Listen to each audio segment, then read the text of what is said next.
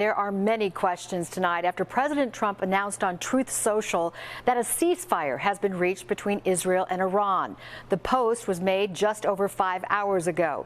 In it, Trump said the ceasefire would happen in about 12 hours. But we have not heard any official word from Israel or Iran. It's coming after a weekend that saw American bombers and cruise missiles strike nuclear sites in Iran, then Iran retaliating this afternoon, launching missiles at a U.S. airbase in Qatar. NBC5's Natalie Martinez is here to break down what NBC has confirmed about this ceasefire. What are you hearing, Natalie? Well, Stephen and Allison, President Trump calls it wonderful, and a diplomat briefed on the talk says the deal was coordinated at the highest level by the U.S. and Qatar. The Iranian foreign minister says no agreement was made, however. Now, the Israeli PM has said nothing. President Trump did call it a very weak response, which he said that they expected and had very effectively countered. Take a look. The congratulatory announcement that has everyone asking questions tonight. When asked how long the ceasefire would be, the president told NBC News, "I think the ceasefire is unlimited.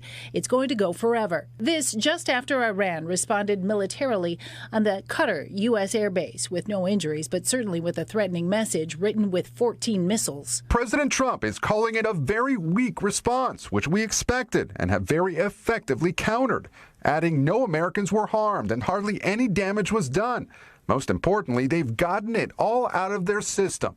I want to thank Iran for giving us early notice, which made it possible for no lives to be lost. Today, Israel stepped up its strikes against Iran, blowing up the gates of a prison where Iran is holding political prisoners. Tonight, we see the rubble left after an Iranian ballistic missile was fired at an apartment building in Tel Aviv. Remarkably, a family of 4 survived in this safe room. Like this. Can I say, it's my life. We learned from 7 October that when somebody is threatening you for many years, believe him. The vice president says tonight that President Trump has been working on the phones constantly, spending much of the day in the Situation Room. House Speaker Mike Johnson calls it historic. Big sigh of relief here on Capitol Hill. Tonight, NBC News is learning that the White House made a last-minute effort to avoid U.S. intervention by exploring back-channel talks with Iranian officials in Turkey, according to a senior administration official.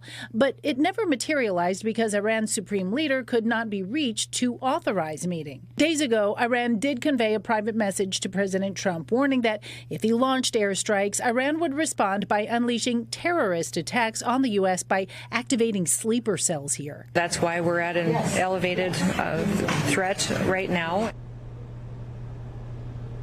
And the president did thank Iran for giving the heads up. Meanwhile, no official statement from Israel. But in the past hour, the Israeli military did say that sirens sounded in several areas and its Air Force is operating to, quote, intercept and strike where necessary to eliminate the threat, Stephen. Okay, still a volatile situation. We're following everything, Natalie.